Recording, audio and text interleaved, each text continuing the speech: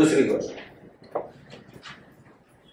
आता ही जी गोष्ट झालेली आहे, ज्या दिवशी तुमचं तारण झालं, कधी झालं तारण?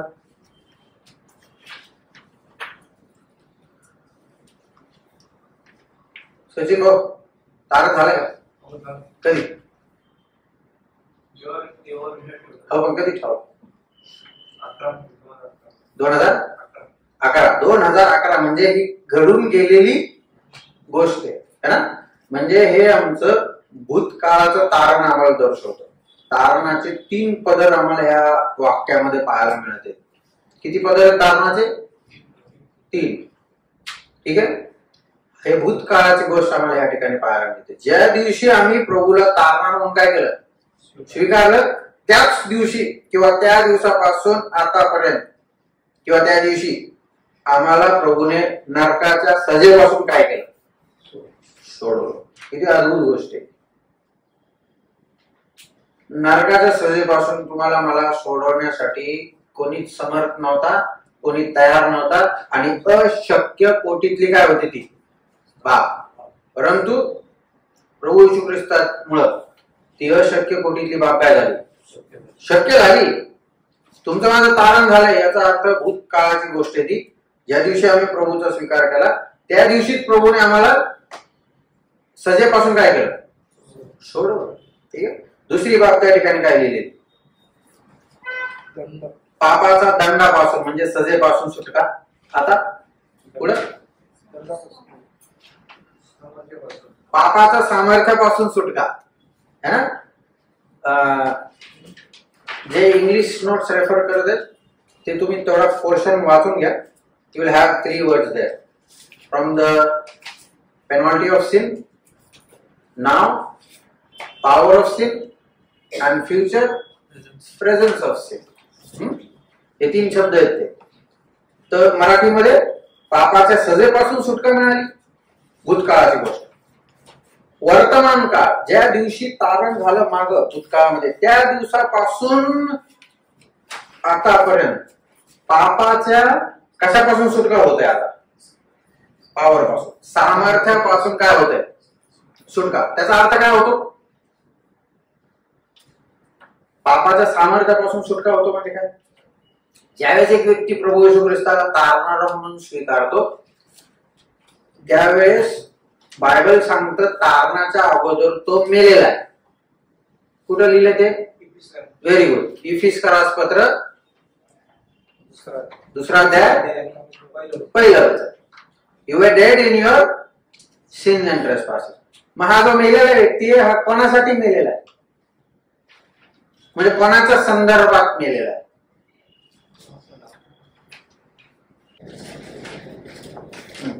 इफिस्करास पत्र 2 अध्याय 1 वचन. इकडे मी असं लिहितो, देव. तुम्हाला दिसेल का नाही माहित नाही. देव. इकडे लिहितो शैतान.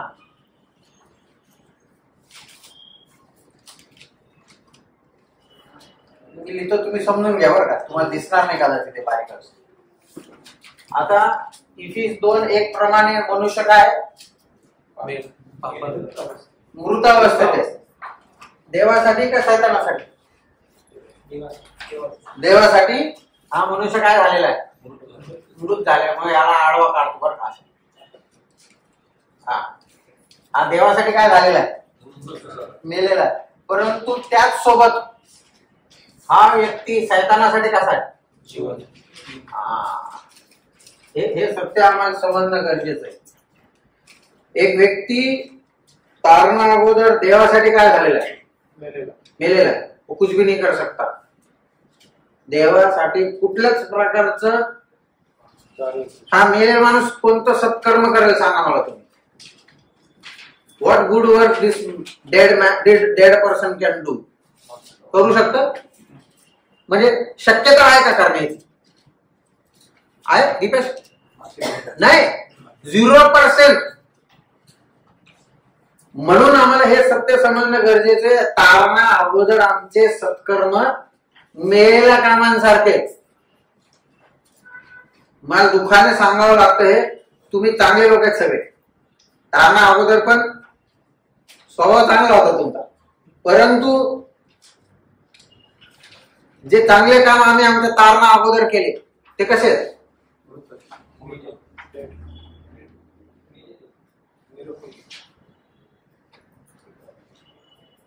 समजतं तुम्हाला ही गोष्ट? म्हणजे आमच्या तारणा अगोदरचे सगळे काम काय कामाचंच नाही. समज नाही आला? म्हणून आम्ही देवासाठी कसे मेलेले होतो, पण त्याच वेळेस शैतानासाठी कसे होतो. म्हणून तो जे काय सांगेल, म्हणून बायबल सांगते शैतानाच्या धोरणाप्रमाणे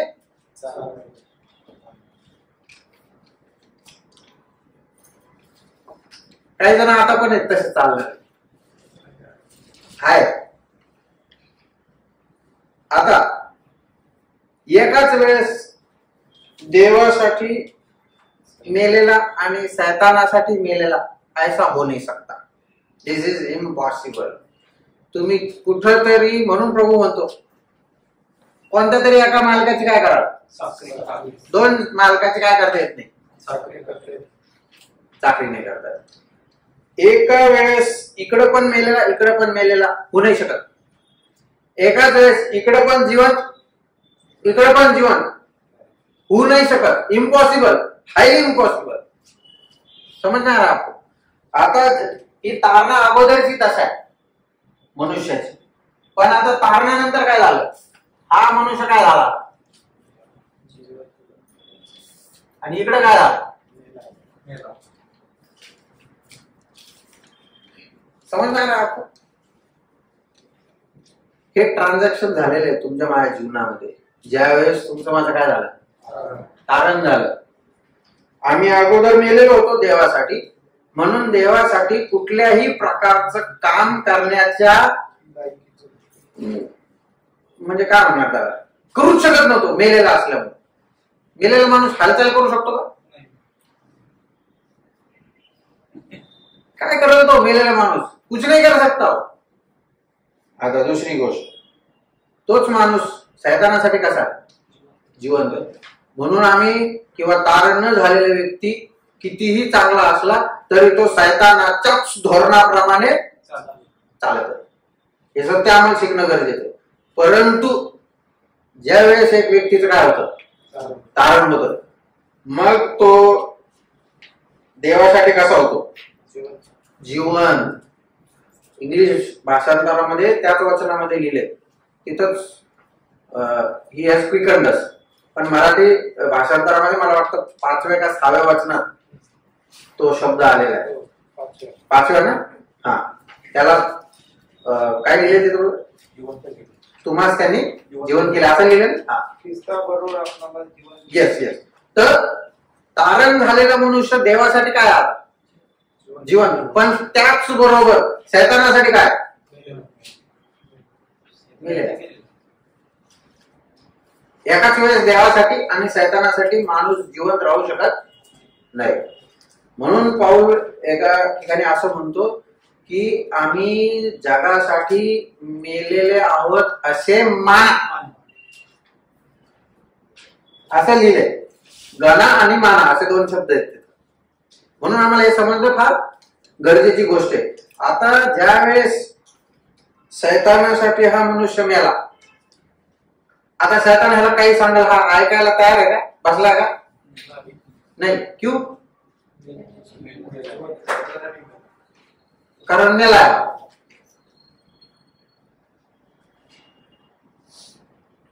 पण समजा हा शैतानासाठी काय हालचाल करायला लागला, याचा अर्थ काय? सॉरी,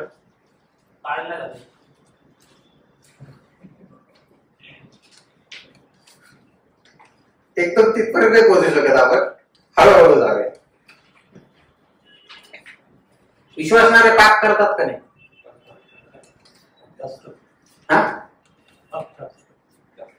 मग त्यांचं तारण झालंय का नाही झालं? हा, प्रसाद तुम्हीच जबाब द्यावा. झालं मला काय समजून सांगायचं तुम्हाला, पहिला मुद्दा तुम्हाला समजला असेल असं मी विश्वास ठेवतो. काय, ज्या दिवशी तारण झालं त्या दिवशी प्रभूने आम्हाला नरकाच्या शिक्षेपासून, सजेपासून सोडवलं. No doubt about it. ठीक आहे. पण आता ज्या दिवशी तारण झालं त्या दिवशी आम्ही देवासाठी जीवन झालो, शैतानासाठी काय झालो, मरण पावलो. पण काही विश्वासणारे गणत नाहीत, मानत नाहीत की मी शैतानासाठी काय झालेलं. म्हणून गलतीकारास पत्रामध्ये ते 3 वधस्तंभ बघायला मिळतात आम्हाला. तुम्ही तुमच्या होमवर्क मध्ये लिहून घ्या. होमवर्क करायचा, गलतीकारास पत्रामध्ये 3 वधस्तंभ शोधून सांगायचे मला. ठीक आहे. 3 क्रुसिफिक्शन्स इन द बुक ऑफ गलेशियन्स. त्याचं पहिलं सांगतो मी, 2 तुम्ही शोधायचे. ठीक आहे. गलती 2:20 मध्ये पहिलं वाचा. गलेशियन्स 2:20 पढिए. मी ख्रिस्ताबरोबर वधस्तंभावर खिळलेला आहे. बस बस बस, थँक्यू. झाला आपला विषय तिकडे. हा पहिला वधस्तंभ. I am crucified. I am, not I will be. I am म्हणजे काय, मी ऑलरेडी ख्रिस्ताबरोबर काय झालं, वधस्तंभावर खिळलेला आहे. आता काय करू शकतो का वधस्तंभावर खिळलेला माणूस? त्याला पाणी प्यायचं, पिऊ शकतो? पिते नाही, पिताय ना. कारण काय झालंय, तो आता तो काहीच करू शकत नाही. अगदी त्या प्रकारे विश्वासणाऱ्यांनी हे समजलं पाहिजे, गणलं पाहिजे की मी काय झालेलो आहे, खतम हो गया माझ्या.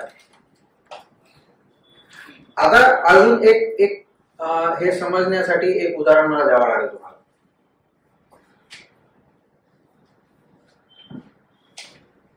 समजा तुम्ही एका कंपनीमध्ये कामाला आहे. तो मालक तुम्हाला जरा खडूस मालक येतो, आवडत नाही. खडूस मालक कोणालाच नाही आवडत. पण तरी तुम्हाला काय करावं लागेल, त्याचं तुम्हाला चारा नाही, तुम्हाला त्याचं काय करावं लागेल. का बरं? कारण तो तुमचा मालक, तुम्ही काम करायचं त्याच्याकडे. ठीक आहे. बरं. पण आता समजा तुम्ही ठरवलं मला याचं ऐकायचंच नाही, काय करावं लागेल?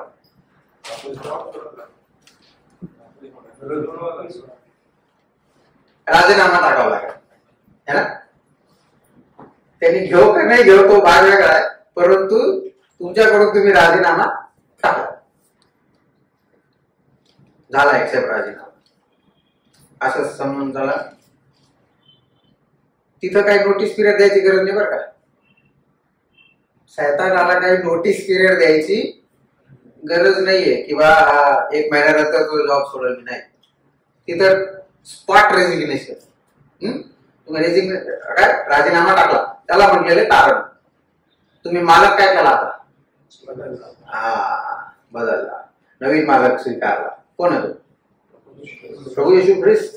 हा तो नवीन मालक आहे. जुन्या मालकाला काय दिला आता, राजीनामा दिला. पण हा जुना मालक कुठेतरी मार्केटमध्ये भेटला तुम्हाला. तो गेलेला नाही, अजून संपलेला नाही. तो कुठंतरी मार्केटमध्ये भेटला. बोलत आहे प्रसाद इकडे इकडे, जरा 2-4 दैवी माझ्या घरी नेऊन ठेव. ऐकणार आहे का प्रसन्न भाऊ? का पण नाही ऐकणार? पण जर राजीनामा नसेल टाकला तर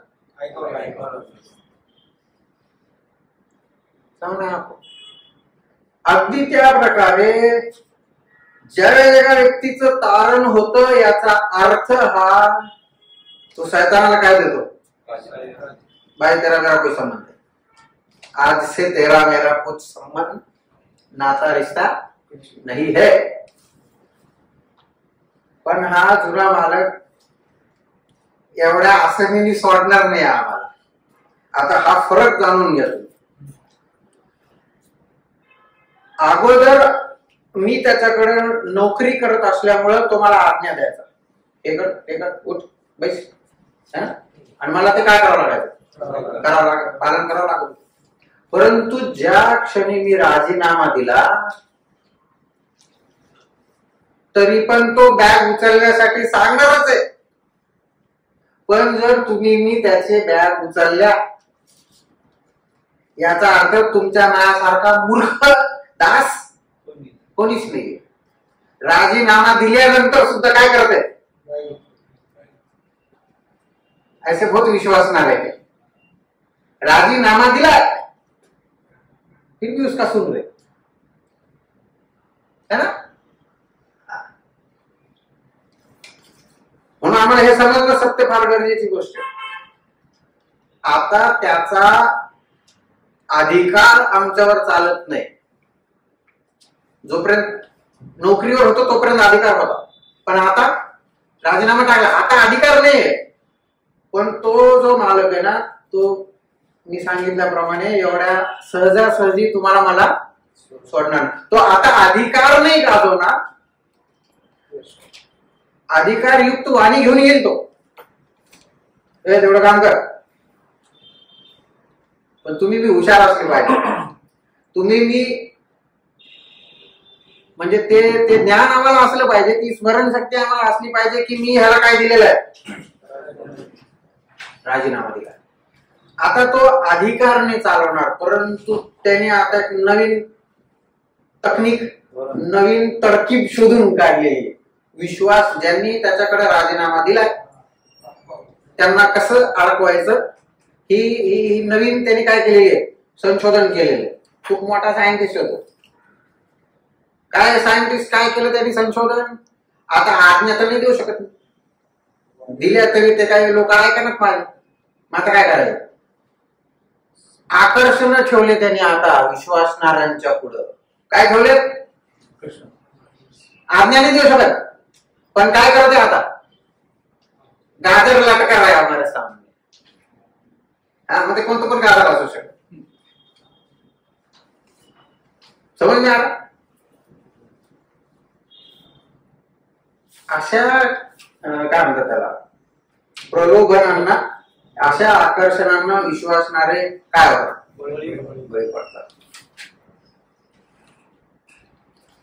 हे म्हणून आम्हाला प्रत्येक वेळा देवाच्या वचनामध्ये तो शब्द वारंवार वाचायला मिळतो, सावध. ज्या क्षणी तुम्ही मी बेसावधगिरी बाळगू, खतम हो गया. तो दया माया नाही करत, तो उपयोग आपटतो सर्व विश्वासणाऱ्यांना. पण विश्वासणाऱ्यांची म्हणजे गत अशी झालेली आहे, उचलून आपटले त्याला तरी पण त्याला काय म्हणजे जाणीवच नाही त्याला मी पडलोय म्हणून. शमशोनाची गत होती ती. शमशोनाला इतकी भुरळ पडली होती की देवाने त्याला सोडून गेलाय याचं त्याला काय नव्हतं. अनेक विश्वासणाऱ्यांची ती गत होते, ज्या वेळेस आम्ही शैतानाच्या आकर्षणांना काय होतो, बळी पडतो. आम्हाला किती सावध असणं किती गरजेची गोष्ट आहे. तो वॉचमन जो असतो ना गेटवर, त्याला तरी ड्युटी असते किती तासाची, 8 तास 10 तास 12 तास. त्याच्यानंतर तो फ्री. पण तुम्ही तुम्हाला आम्ही पण वॉचमन आहे. Do you know that we are watchman. आम्हाला नोकरी मिळालेली वॉचमनची. किती तास आहे ड्युटी बरोबर. तिथं झोप घेत नाहीये, तिथं सुट्टी नाहीये. 24 तासासाठी तुम्हाला मला काय राहायचंय, सतर्क राहायचं. ज्यावेळेस एक विश्वासणारा सावध राहतो, प्रभू त्याला पापाच्या सामर्थ्यापासून काय करतो, विचार करा. पहिली गोष्ट हा विचार करा, मी अशा आशा बाळगतो की इकडं सगळ्यांचं तारण झालंय असं मी समजतो. पण जर याला कदाचित एखादा चुकून माकून राहिलाच असेल तो विचार करा, तुमचा न्याय ऑलरेडी होऊन चुकलाय, होणारे नाही, झालाय. कागदपत्र सगळे तयार झाले, फक्त ढकलायचं बाकी. बस बस म्हणून जर कोणी अजूनपर्यंत वैयक्तिक रीतीने प्रभू येशू ख्रिस्ताला तारणा म्हणून नाही स्वीकारलं, आज ती वेळ आहे. आपल्या पापांचा पश्चाताप करा. प्रभू येशू ख्रिस्ताला म्हणा, देवा मी पापी, माझ्या पापावर दया कर, माझ्या पापांची क्षमा कर. मी आज तुला तारणारा आणि प्रभू म्हणून स्वीकारतो आणि हा विश्वास ठेवतो. माझ्याऐवजी येशू ख्रिस्त वधस्तंभावर मरण पावला आणि मरणातून तिसऱ्या दिवशी जिवंत आला, हा विश्वास ठेवतो. लगेच प्रभू तुम्हाला काय करेल? नरकाच्या सजेपासून काय करेल? मला आश्चर्य ह्या गोष्टीचं वाटतं, इतिहास बदलू शकतो का? इतिहास बदलू शकतो. तुमचं ते स्टेशन आहे CST, अगोदर काय होतं? VT. आम्ही नाव बदलू पण इतिहास बदलला का? नाही, ते नाही बदलू शकत.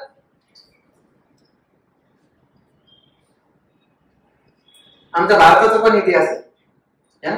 बापू, गांधी, शिवाजी महाराज, खूप लोक आहेत, खूप लोक. इतिहासात त्यांचं काय आहे? सगळं दर्ज झालेले. तो इतिहास, त्या तारखा आता काय होऊ शकत नाही.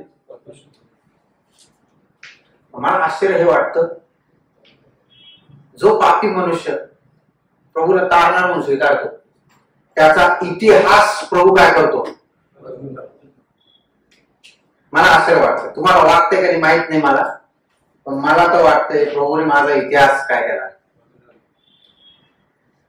अद्भुत बाब आहे, अद्भुत. ही जगात पाहायला मिळणार इम्पॉसिबल आहे. प्रभूने तुमचा इतिहास काय केला जे होऊ नाही शकत. पुढच्या धड्यांमध्ये ते येणार कसा प्रभूने आमचा इतिहास बदलला. तर विश्वास नारायण, प्रभूने तुम्हाला सजेपासून काय केले? सोडवले, भूतकाळाची गोष्ट. पण वर्तमान काळामध्ये तो दररोज आम्हाला पापाच्या दबाव, पापाच्या सत्तेपासून काय करतो? सोडव. म्हणून तुम्ही विचार करणं गरजेचं आहे. जर माझं तारण नाही झालं तर आज होणं गरजेचं आहे. दुसरी गोष्ट, जर झालंय तारण तर मी त्या विजयाचं जीवन जगत आहे का नाही? समजतं मी काय म्हणत आहे? अनेक विश्वासणारे हारा हुआ जिंदगी जी रहे, हरलेलं जीवन जगत आहे.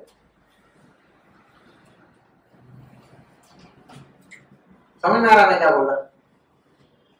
प्रभूने आम्हाला विजयाचं जीवन जगायसाठी पाचारण केलं, कारण तो विजयी आहे. म्हणून त्याची इच्छा आहे तुम्ही मी पण कसं राहावं? विजय ख्रिस्ती जीवन जगावं. छोट्याशा लाभासाठी आम्ही पापाला काय होऊन जातो?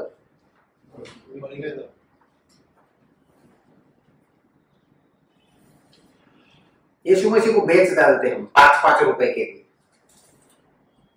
10-20 रुपए के लिए, 50-100 रुपए के लिए. तेच यहुदाने केलं. त्याचा तर आमच्यात काय फरक आहे?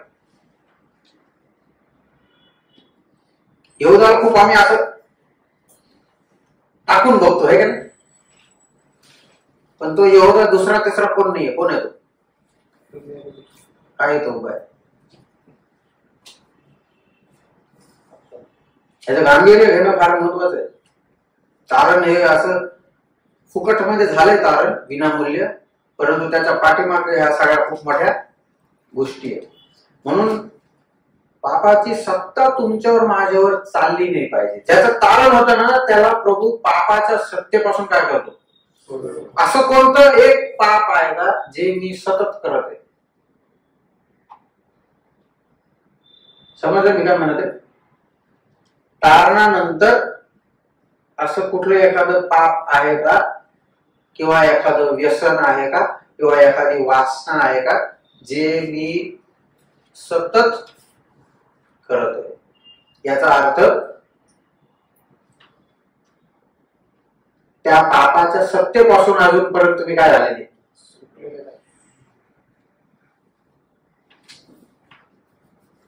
म्हणून पापाची सत्ता आमच्यावर चालत नाही, चालत नाही.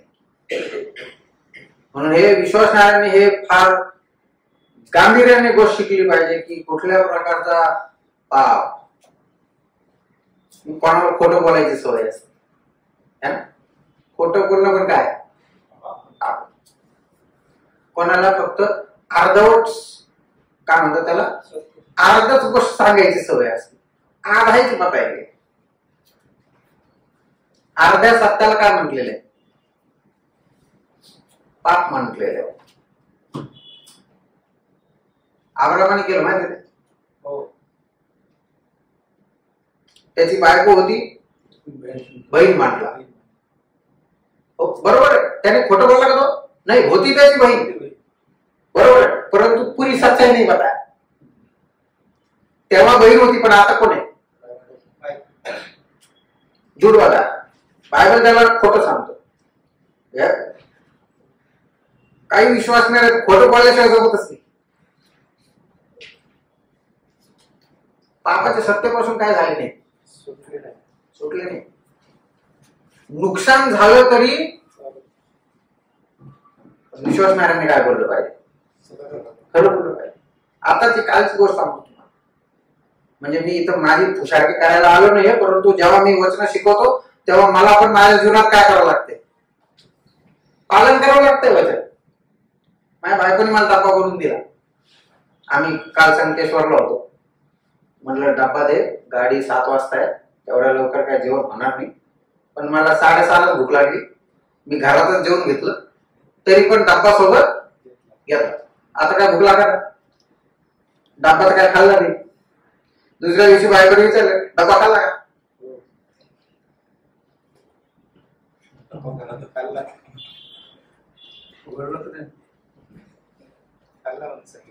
अहो, तो खराब झाला, फेकून दिला. पण मला बायकोला काय बोलता येत नाही आता.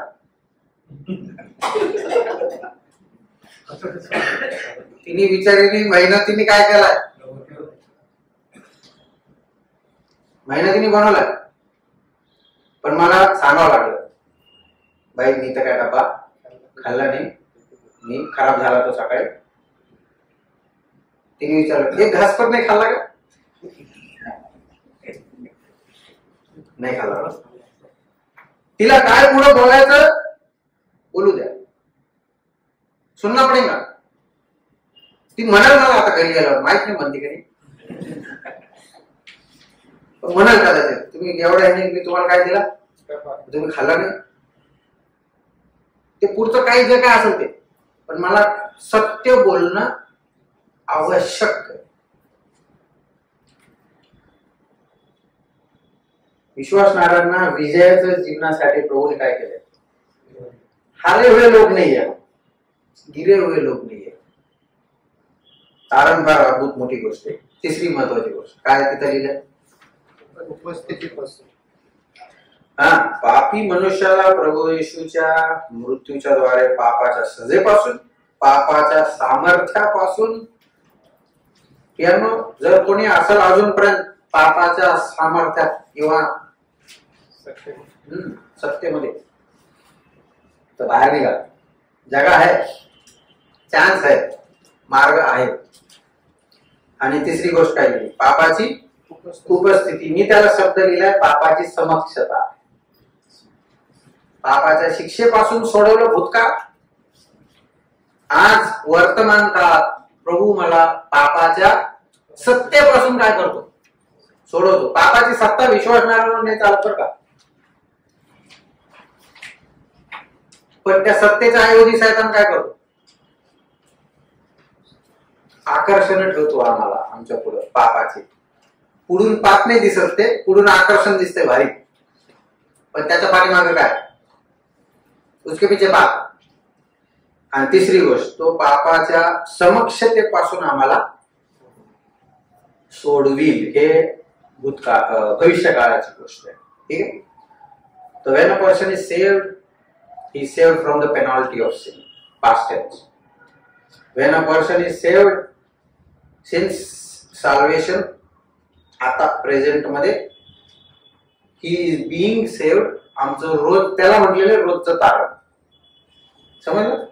पापाच्या सत्तेपासून काय तारण.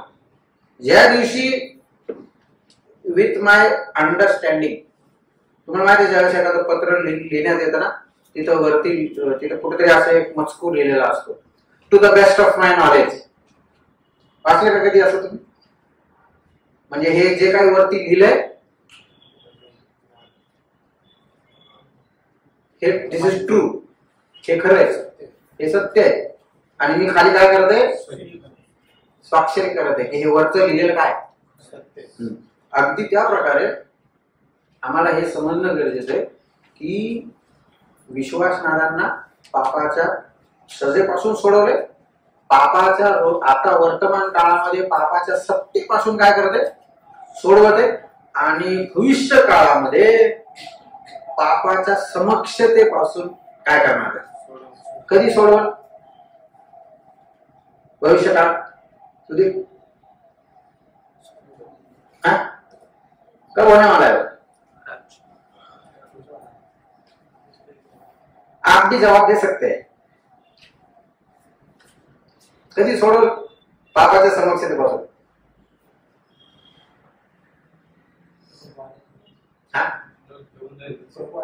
यस, जेव्हा प्रभू येशू ख्रिस्त अंतरात येईल क्या आने वाला है?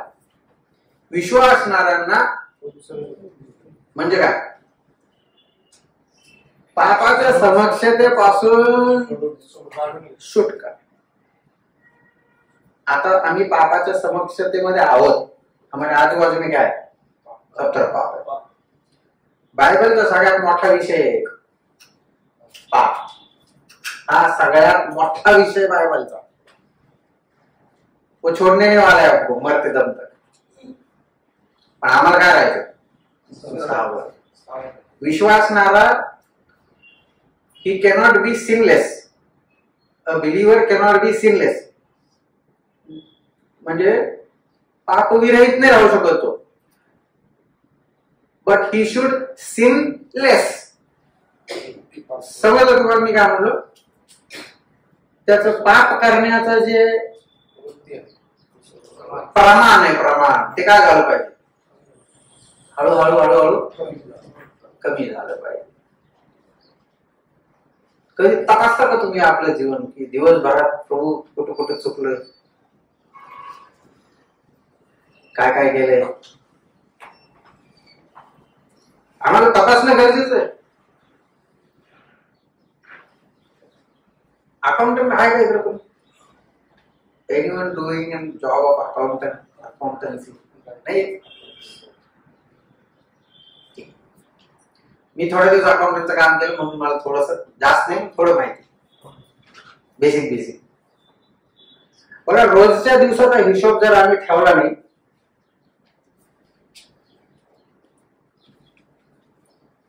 महिन्याभरातला हिशोब आठवल का आम्हाला?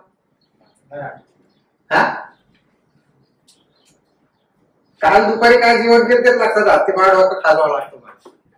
काल दुपारचं तर एक हप्त्यापूर्वीचं, एक महिन्यापूर्वीचं कसा हिशोब माझ्या लक्षात राहील. म्हणून एका देवाच्या दासाने असं म्हटलं, we should have short accounts with the Lord. Short accounts म्हणजे छोटे छोटे अकाउंट. तिथलच्या तिथं काय करा? अकाउंट सेटल करा. हो, अकाउंट सेटल करा. प्रभू इकडे चुकलंय, माझी क्षमा कर. ते आहे ख्रिस्ती जीवन.